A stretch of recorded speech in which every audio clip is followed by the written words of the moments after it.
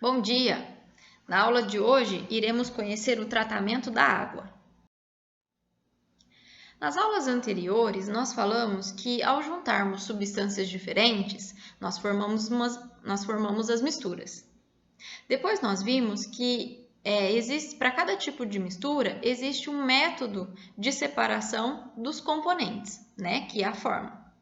Bom, essa separação dos componentes, né, de uma mistura, ele é muito importante em alguns aspectos da nossa vida, como por exemplo, para poder deixar a água potável e também para fornecer condições adequadas, tanto do tratamento dos nossos dejetos, quanto para destinar o nosso lixo. Então vamos conhecer então o tratamento da água. Mas antes, vamos relembrar aqui uma situação.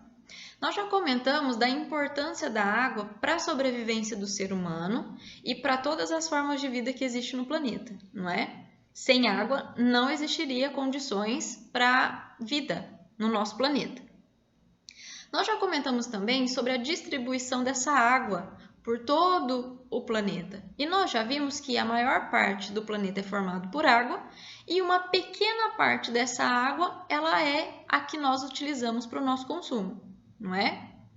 E praticamente todas as atividades que nós fazemos no nosso dia a dia, nós utilizamos água.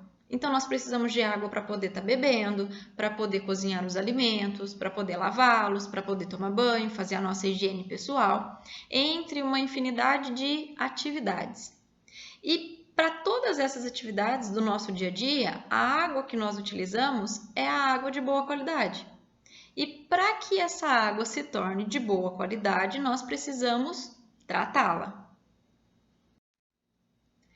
Você já parou para pensar de onde vem a água que chega na sua casa?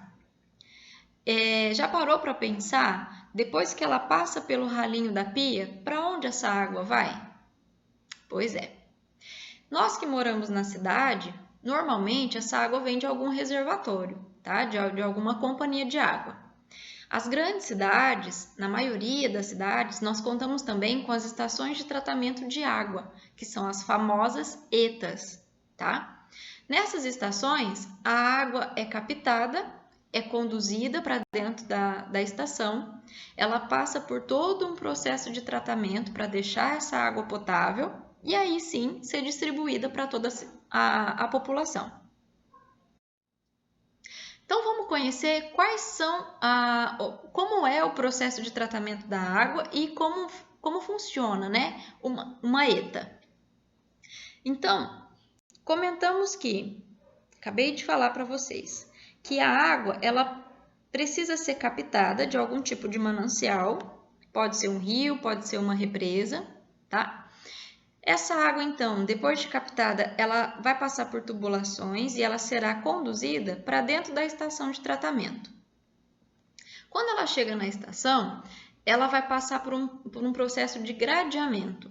É como se fossem grades de portão. A água passa por esse sistema. Tudo que tiver de sólido maior na água, tipo sacolinha, papel, algo do tipo, é barrado nesse sistema de gradeamento, tá certo? Depois que passou pelas grades, a água para em um tanque, né, um tanque chamado de tanque de tranquilização ou bacia de tranquilização, e ali ela fica em repouso por algum tempo. Depois desse tanque, a água então é conduzida também por tubulações e ela vai em direção a um segundo tanque. Mas antes dela chegar nesse segundo tanque, é adicionado nessa água uma substância chamada cloro. O cloro ele é utilizado para eliminar micro-organismos, então ele mata micro-organismos que estão presentes nessa água, que até então pode ser uma água que não esteja, né, em boa qualidade para consumo. Bom, chegando nesse segundo tanque, será adicionado um outro tipo de substância chamado sulfato de alumínio. Então, o sulfato ele vai ser adicionado aqui nesse segundo tanque e dentro desse tanque existe um sistema de agitadores que vai misturando a água com esse sulfato de alumínio. Chega num ponto que a água, o sulfato de alumínio, ele começa a grudar as partículas de sujeira que estão presentes na água e a formar flocos. Por isso, daí vem o nome, né, do processo de floculação. Esse floco, minha gente, seria mais ou menos, pensa numa bolha gigante, numa espuma gigante, tá? Então, eles formam como se fossem várias espumas e pesadas. Bom, depois da formação desses flocos, a água então é encaminhada para um outro tanque e vai passar por um processo chamado decantação. Vocês se lembram desse método? Nós já comentamos dele. Nesse método de decantação, toda a espuma, né, que se formou, ela pesa. Então, como a água vai ficar parada quietinha, tudo que for pesado estiver na superfície, a tendência é, por gravidade, ela ir em direção ao fundo do tanque. Então, toda a sujeira, né, nessa fase de decantação, ela vai começar a acumular no fundo do tanque do decantador, ok? Bom, depois a água então é encaminhada, ela passa por canaletas, e vai em direção para a próxima etapa, que é a filtração. Só um detalhe, toda essa sujeira que ficou aqui, nesse tanque de decantação, ela vai formar o lodo. Então, esse tanque, ele de tempos em tempos, ele precisa ser limpo, tá? Para retirada do lodo, e esse lodo é encaminhado para ir para um aterro sanitário, tá? Para uma forma de descarte, que é o aterro sanitário.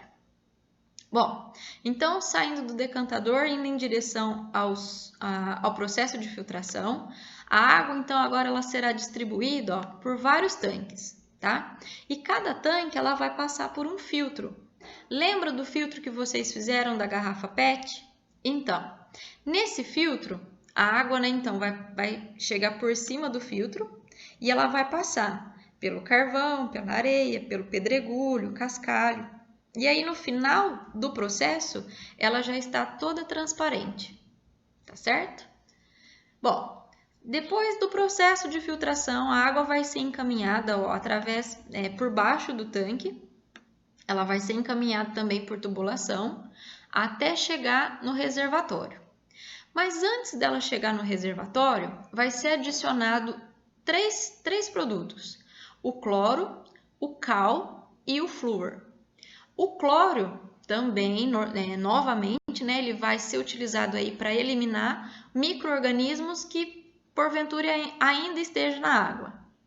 O flúor, ele é aquele flúor que o dentista passa nos nossos dentes para poder evitar cárie. Então, esse flúor ele tem a mesma função, tá? Para estar evitando cárie na população. E o cal, ele é utilizado para tirar a acidez da água, para não deixar essa água corroer, né, toda a tubulação.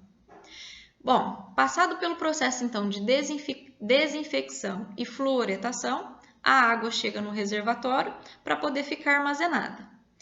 E aqui, aos poucos, né, à medida que for necessitando, ela vai sendo distribuída para toda a população.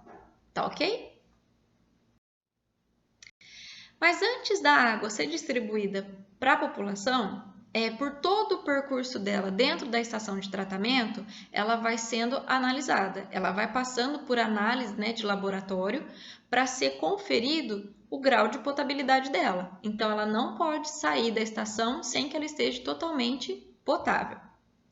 Mas ela saindo da estação tratada, né, sendo uma água de boa qualidade, sendo uma água potável, isso não quer dizer que ela vai chegar na nossa casa do mesmo jeito. Porque se ela encontrar no meio do caminho uma tubulação perfurada, um vazamento, ela pode se contaminar. Ou até mesmo quando ela chega na sua casa e se ela encontrar a caixa d'água suja, contaminada, ela se contamina também. Então, por isso é muito importante mantermos, né, e fazermos a limpeza das caixas d'água periodicamente e deixar a caixa d'água muito bem fechada, tá? Ué, mas e se não tiver uma estação de tratamento de água, como que a gente faz? Bom, aí seria interessante usar um filtro, né? Existem vários tipos de filtros. Pode ser aquele filtro doméstico, que é aquele Tem alguns filtros que são acoplados na própria torneira, né? Pode ser aquele filtro de barro, enfim, qualquer forma de filtro. O filtro, ele vai segurar, ele vai reter a sujeira, tá? E depois, passado pelo filtro, seria interessante a fervura da água. É muito importante a fervura da água, porque você aquece e quando você aquece, você elimina os micro-organismos que possam ser causadores de doenças. A água, gente, então, ela está em todo o planeta, mas ela não está disponível para a gente realizar todas as nossas atividades. Então, é muito importante que a gente use esse recurso de maneira muito racional, sem desperdiçar e sem poluir, porque só assim a gente vai garantir que esse recurso chegue, né, e se mantenha pelas próximas gerações. E aí existem algumas medidas que podem ser tomadas para a gente tentar reduzir o consumo da água. Então, entre elas, todas as formas de desperdício que a gente já cansou de ouvir falar. Então, diminuir o tempo no banho, escovar os dentes com a torneira fechada, reutilizar a água, né, quando a gente vai lavar a roupa para poder lavar o chão e etc. Depois, tratar os esgotos domésticos. Então, é muito importante que as cidades tenham uma rede de saneamento básico funcionando. Então, água tratada, coleta do esgoto e tratamento desse esgoto antes de ser liberado, tá? Para o ambiente. Depois, projetos de irrigação de plantações que utilizem, né, que reutilizem a água das chuvas. Então, ao invés de fazer a irrigação das plantações com água, né, de algum manancial, utilizar a água da chuva. Uma outra solução uma outra medida seria proteger os mananciais das regiões de nascente. Nascente de rio, gente, é onde vai sendo formado um rio, tá? Um córrego que vai formar um rio. E é muito importante nesses locais termos matas ciliares, porque essas matas elas ajudam, né, a proteção desses cursos d'água. E por último, tratar todas as formas de poluentes líquidos que vêm das indústrias. Normalmente, né, e várias indústrias ainda lançam o seu esgoto na natureza sem tratá-lo. Então, é muito importante fazer o tratamento desse esgoto para poder lançar para o ambiente, tá certo? Então, essas são algumas formas da gente usar a água de maneira consciente, tá certo? Terminamos aqui. Muito obrigada e até a próxima aula.